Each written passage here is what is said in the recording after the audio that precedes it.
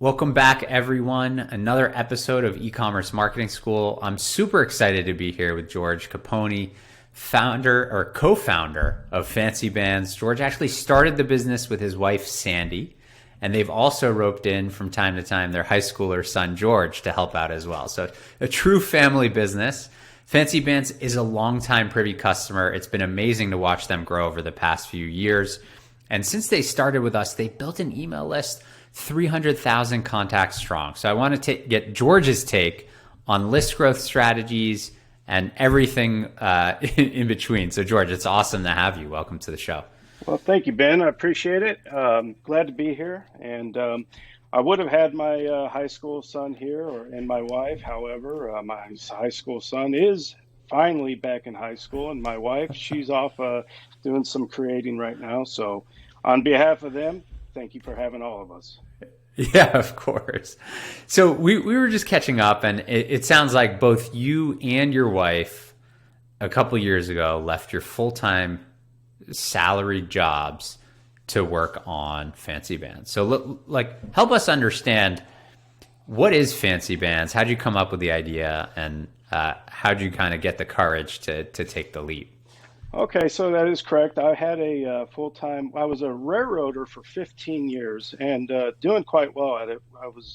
It was a good six-figure-a-year job. My wife was a full-time teacher, and we were happy enough in our careers. However, we were looking for something new, and it's kind of funny. My wife started cleaning out our closets. And I was saying, well, let's just put it down by the trash can. And she decided that she was going to sell all the stuff.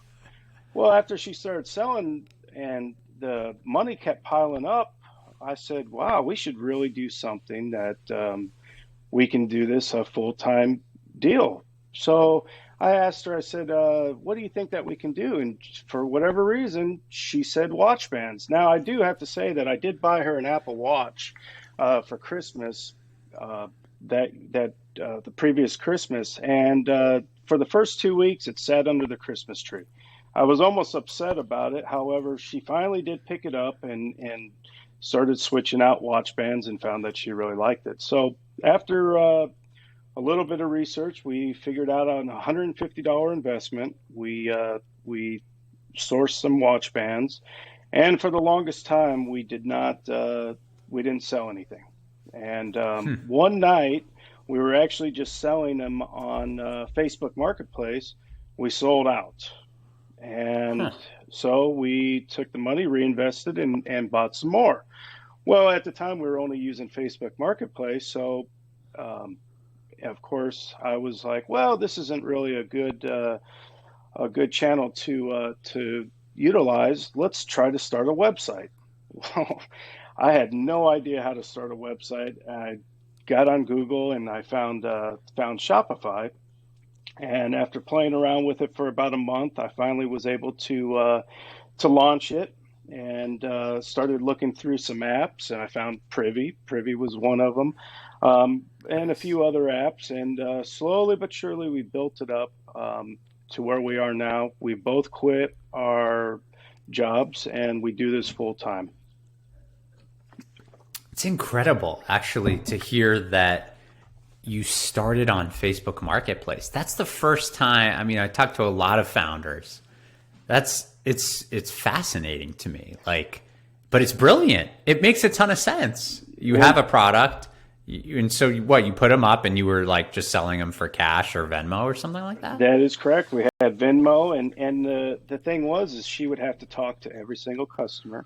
And we'd have to physically write down their address and send it off. And the idea behind the website was we need to automate this so we can do a lot more of these.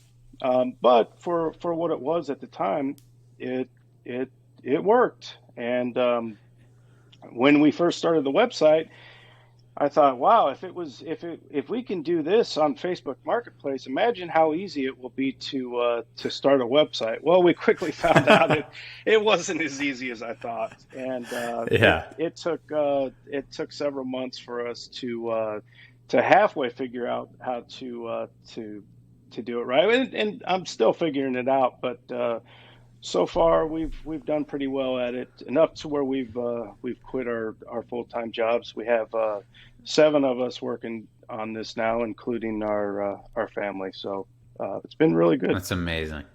Amazing. Yeah. I mean, I just love for all the founders listening out there that are like struggling to get their first sale, but maybe they started with the Shopify store, just like rolling up your sleeves and getting scrappy and actually like tapping into existing audiences through something like a Facebook marketplace, I think is actually, it's kind of a brilliant way to drive that first sale. So kudos. So let's talk a little bit about, you know, top of funnel list growth, where that fits in for you. You said you found Privy, you know, a little while ago in the App Store, but had you already kind of understood the value of what email marketing does for your business? No, and to be honest with you, Ben, I truly underestimated it. It was really that this was I needed to tap into everything that I could because we didn't have the business that we weren't really even profitable at the time. So anything could help. It couldn't hurt. We really didn't realize how important it was us until we started to grow our list. And as a matter of fact, we had a lot of help from your company. You had one of your CSMs reach out to us and really help us with the campaigns and setting up and getting it properly working. And we started to see it. It started to grow and grow and grow. And now, and especially now with the changes to iOS and Facebook marketing and different things like that, we rely on our email list campaign more and more every day. And it's actually becoming That's a awesome. bigger part of That's awesome of our to hear. revenue. Yes, sir. It is. It's, Nice. Yeah. So go ahead. oh, go for it. I was no, we broke up for a sec, but it's all good. Go for it. What were you gonna say, George? Oh, I can't even remember now, but I'm sorry. No, that's all right. I was going to say, so I actually took a look at what I would describe as like the playbook that you've been using to kind of grow your list, right? But also to convert those people into first-time customers. So I thought it might be cool to actually walk through some of these campaigns, get your take on it. I can kind of put my commentary around it too, but just for some of the people in the crowd that are listening to understand. Because George, from my perspective, to grow, you know, from 0 to 300,000, I think it was, 300,000 contacts in, you know, what is a relatively short period of time, like that's actually incredible. It doesn't happen a lot, just so you know. Well, and I didn't know, to be honest with you, and I kind of was asking around, and yeah, I feel fortunate that we had the help and the tools that you guys were able to provide for us, because truly, Ben, you know, going into this with no prior experience, it really was invaluable to us. It really was. So thank you. Nice. No, of course, that's what we're here for. So let's do it. So I think the way that I would describe what you're doing is kind of like at the top of your funnel, right? So this is new visitors to the site that, you know, they're anonymous, so to speak. You have no idea who they are. You're kind of giving them like a 1-2 punch. So you're actually presenting them with a spin to win, which is like an interactive style pop-up. And that, for everyone listening, has an incredible sign-up rate, over 13% sign-up rate, which is really high, almost triple the normal benchmark that we see for like a pop-up form, which is around 5%.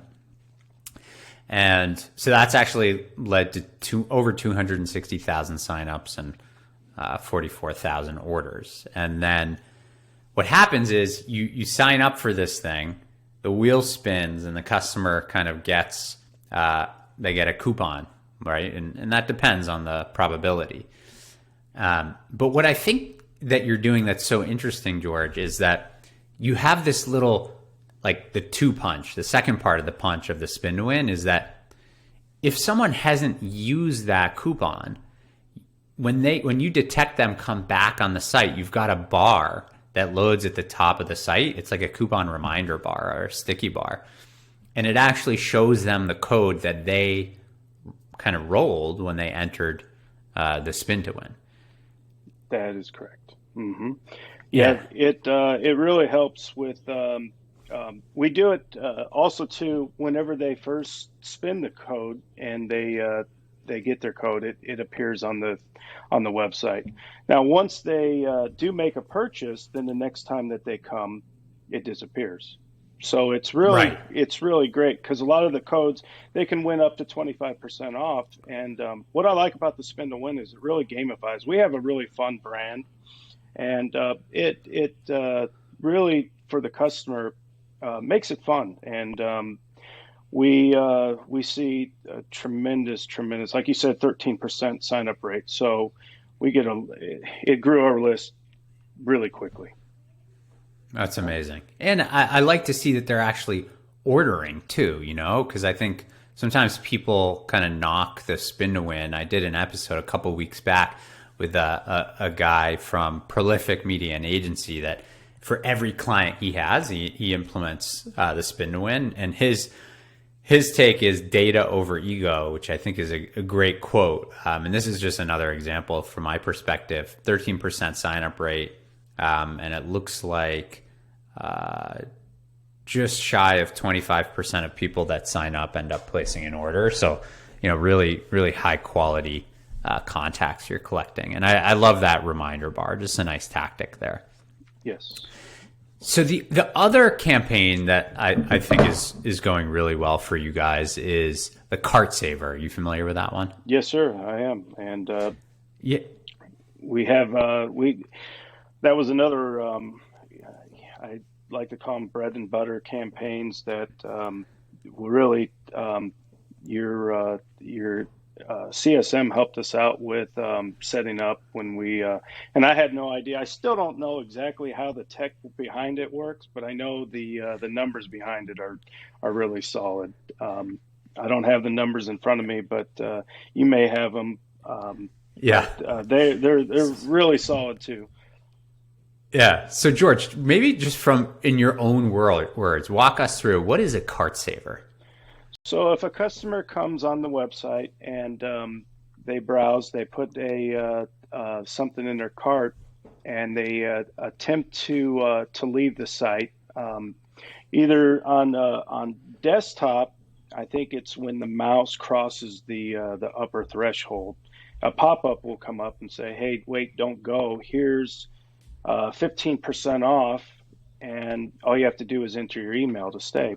On mobile, I'm not sure exactly how it works. I do know that it does work because again, with the numbers that we have to back up.